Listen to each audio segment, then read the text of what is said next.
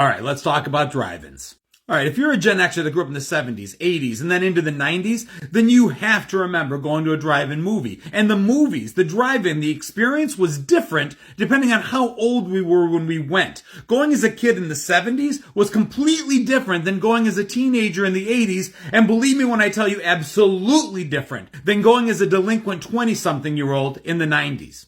In the 70s, as a kid, I remember being awestruck at the size of the screen, watching Superman the Motion Picture in 1978, outside, listening to the little tin speaker that was attached to the car, and just being amazed when my parents would give me $5 or $10 and let me go by myself at the age of 8 across the parking lot to the concession stand, and then hope to God that I could remember which car was ours on the way back from the concession stand. As teenagers, in the 80s, completely different experience. The freedom of having our own license, getting into a car, not being dropped off by parents, and being there on a date or with friends, possibly sneaking in beer. It was awesome.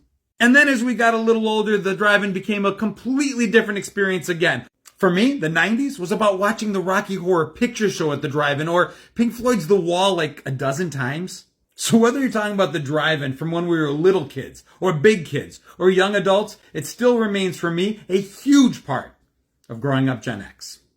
Let me know if you feel the same.